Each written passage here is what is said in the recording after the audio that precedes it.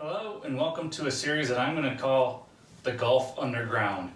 Kind of an interesting name, but if you can see by my rudimentary surroundings, I'm in my basement.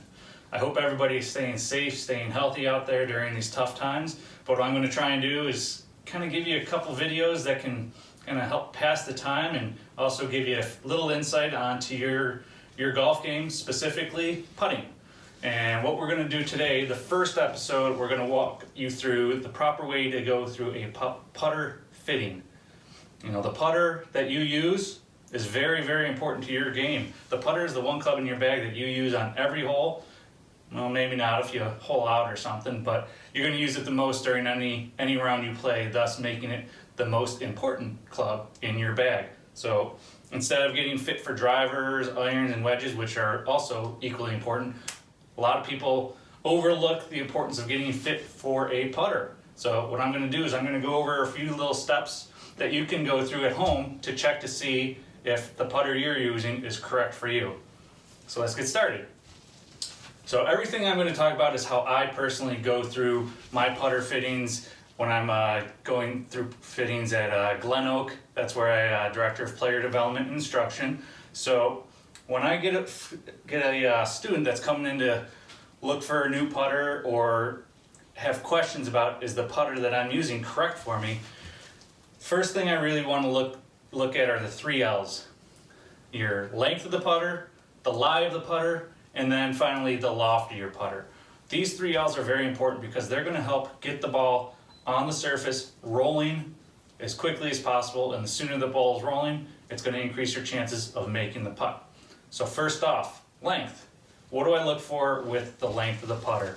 When I look at length of the putter, I want to make sure that in setup, the arms are able to hang natural and create a nice straight line from the shaft of the putter up through the elbows. Now people have different types of setups. Some are a little bit more hunched over, some are a little bit more upright, but depending on your setup, there is a length putter that is proper for you.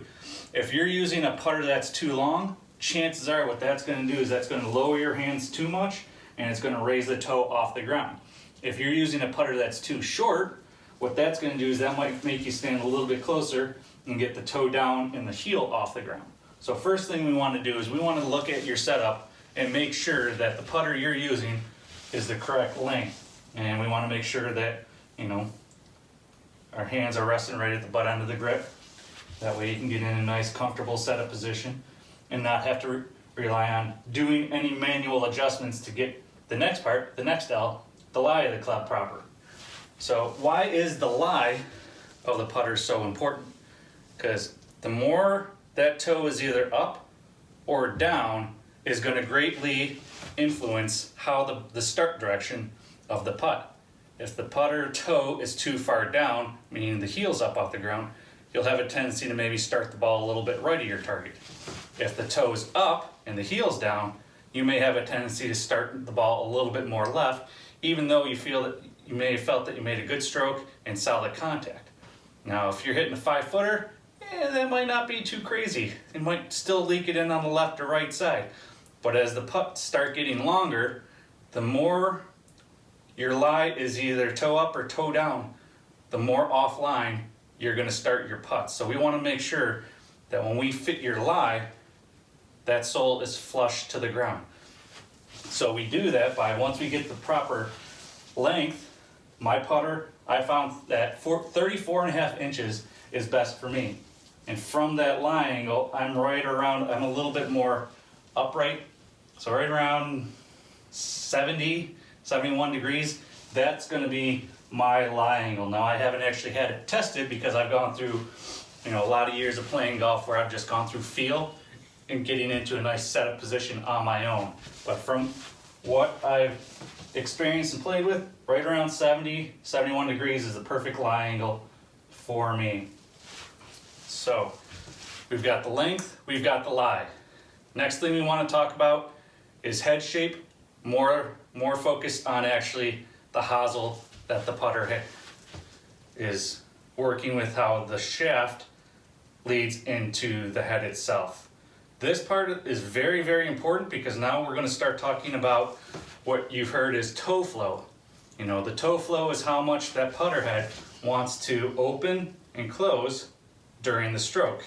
You can have putters that are max toe flow where the putter head would be hanging straight down, or you can have a face balance putter where the putter face itself is pointing straight up. Now these type of putters are meant to have a lot less opening and closing of the putter face in the stroke, whereas a putter that has a lot more toe hang where the toe is pointing down, that's going to require just a little bit more flow because the more weight is towards the heel, so the toe wants to naturally open and close. Now the hosel is going to be a very, very, very important factor on that head shape or how that putter is fitted for your stroke. And you can see there's a lot of different hosel shapes out there. You have your Tiger Woods Ricky Fowler, this hosel, your plumber's neck, that you can see is kind of in the mid flow, not hanging too much straight down or the face isn't up, so it's kind of right middle ground. The putter I'm currently using has what we call a little bit more of a slant neck. You can see how that toe hangs just a little bit lower than that plumber's neck, thus needing a little bit more toe flow or arc in the putting swing. Then you have players such as, I want to say Justin Thomas, he uses a more face balance putter, not necessarily this one, or Adam Scott, he actually has used this putter in the past. So one easy way, if you are struggling with getting that putter to balance on your finger to see where the toe's hanging, is if you take an extension of the shaft down into the putter head itself, go this way, you can see it a little bit better, where that shaft extends into the putter face is going to tell you a little bit more on whether it's face balanced or a heavy toe flow. So if you think of Phil Mickelson's putter, he's got that nice little, what's called a flow neck, where the shaft flows straight into the head without much of a hosel at all. That shaft is going to come in right here, and that requires a whole lot of, opening and closing. Excuse me one second. All right, my apologies. Natives are getting a little restless. So, talking again about the toe flow. When we get into the center shaft, or face balance putters, we're going to actually see the shaft of the putter extend more towards the center of the face. Now there are center shaft putters as well that go straight into the center of the head. That's going to give you a lot more control over keeping that face nice and square, straight back and straight through. So we want to match the hosel to your stroke. And the way we do that is we hit some putts, we watch a ball roll end over end, and we see, if there's any wiggle to the ball or if that ball is nice tracking right away. I'm going to hit some putts later on. We're going to kind of go through a little mini putter fitting with myself to see which one of these putters is best suited for my game. Lastly, once we get that hosel picked out, we want to start looking at the head itself. You have your mallets. This is obviously a little bit more out there, but this has also a higher MOI, or moment of inertia. That means on off-center hits, the ball is not going to lose as much speed as you would if you were to hit it off-center on a blade style head. The blade style, if you hit it off-center at all, you could lose, anywhere from 2 to 6 inches depending on the length of the putt, if not more. It kind of goes up exponentially as the putts get further. So, again, we want to make sure that we can find the center of the face, and again, a club head that aesthetically looks good to us and also helps us get that ball, good feel, good sound, something that we can feel comfortable when we look down on it. So we've got the length, we've got the lie, we've picked out our hosel, the type of flow, whether it's mid, medium, low, face balance. We've got the head. We now want to talk about loft. How much loft a putter has. So most putters have anywhere from 3 to 4 degrees of loft straight out of the factory. That's kind of standard. Why do we want to see loft on putters?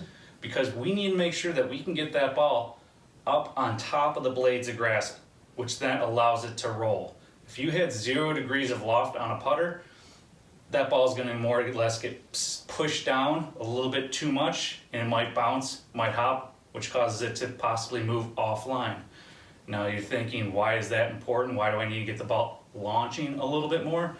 Well, no matter what greens you're putting on, that ball is always going to sit down a little bit below the surface of the green, meaning the top blades of the grass. Depending on the type of grass you're putting on is also very important.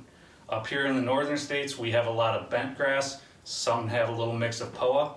Bent is one of the smoothest, purest putting surfaces to roll on. That one, you can get away with a little bit less loft because the grass is able to lay so flat and ball's able to stay on top of it a lot more easily. If you're down in Florida, where you start to run into a little bit more Bermuda style grass, that ball's going to sit down below the top surface of the grass a little bit easier. So you're going to want maybe a little bit more loft on your putter to make sure that that ball can get elevated on top of the grass rolling. And as soon as we can get that ball rolling, we're going to have a better chance at making our putts. Now, there are a lot of launch monitors out there that can now measure your dynamic loft at impact as well as the launch angle of the ball. And it's very important to know how to read that, and really it's just a matter of at impact. If you don't have one of those launch monitors, your grip position at impact, whether your hands are forward, in line with the head, or back. You know, if your hands tend to be a little bit more forward, if you think of, you know, Jordan Spieth, when he putts, he does a little forward press before he goes. His putter may have closer to 4 or 5 degrees aloft because he needs to give that putter a little bit more loft to get that ball elevated off the ground. You can see, you know, Ricky Fowler, he doesn't do much of forward press at all, but he does play a lot of golf down in Florida. So again, he may have a little bit more loft, 3-4 degrees. So how that loft influences your stroke and influences the roll of the ball, very, very important. These are all things that a proper putter fitter will be able to see in your stroke and tell you whether or not you need to add a few degrees of loft or take some off. Rarely do we say we need to take any off, but it's an option if need be. And then the last thing that we can take a look at is the putter grip itself. This is very preferential. You know, you have a lot of skinny grips out there, you know, that are considered more of a pencil grip, very thin. Your hands can really feel the shaft, really feel the head, nice and easy. You have your mid-size grips, a little bit thicker, a little bit softer. Lets your hands relax a little bit easier on the putter itself. Or you have the really big jumbo grips. You know, those are massive. Now, all these grips do have a little bit better performance characteristics for your stroke. As the putter grips get larger, your hands become a little bit more relaxed on that putter and allows you to keep your right hand or your hands a little less active through the stroke, which in turn gives that face a little bit better chance of staying square and getting that ball started on line. So we've taken a look at what we want to see when we look at putter fittings. Now I'm going to hit some putts. We're going to take a look and see which one would be best fit for my game.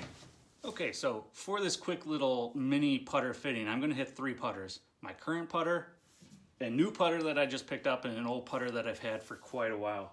The first one, my putter, is an old Scotty Cameron Newport Select 1.5. This one has a little bit of a slant neck, smaller head. I've been using it for about 8 years. Got very comfortable with it. Really love the feel and how it gets the roll going. The second putter, new putter I just picked up. It's the actual new Scotty Cameron Special Select,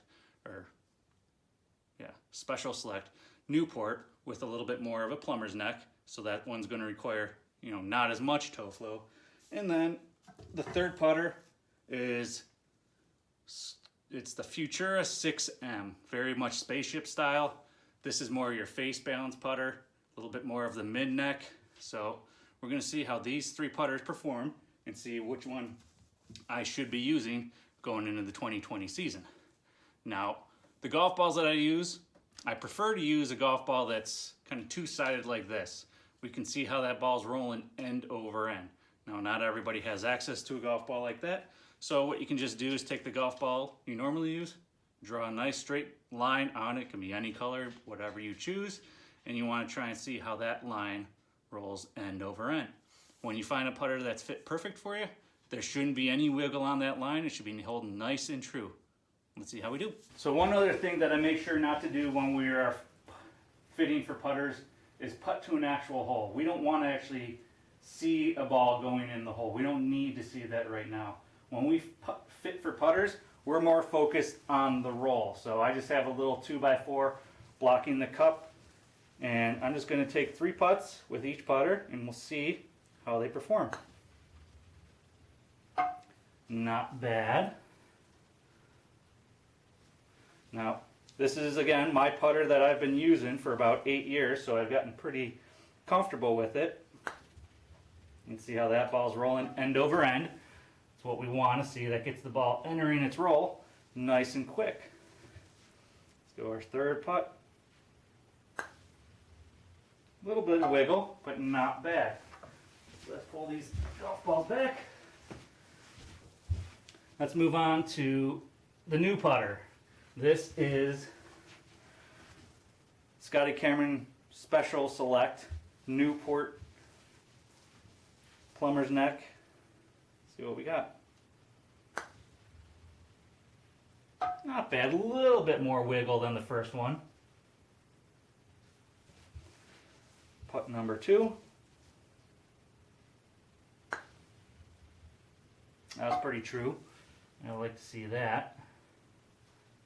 And the third putt with the Newport Special Select. That's pretty awesome right there. That's exactly what I want to see. Now I am putting on artificial turf.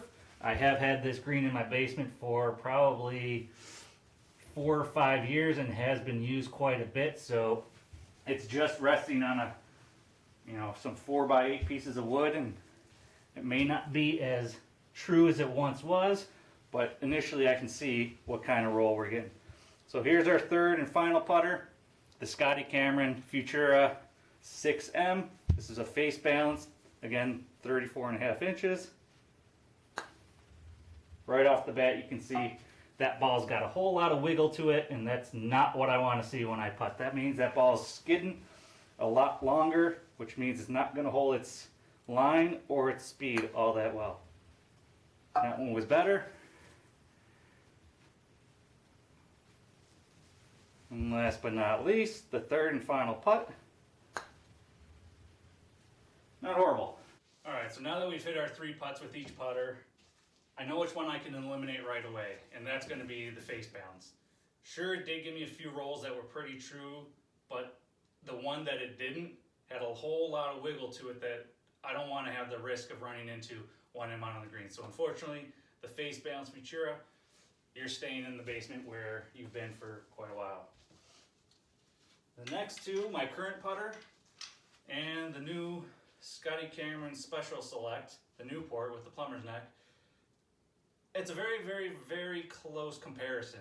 I'll probably have to do a little bit more testing to see which one I can, get on the line and have a nice true roll. I am limited by space and distance in here. The putts that I just hit might only have been 8 feet. Preferably, I'd like to hit some more longer putts, 20 feet, 40 feet.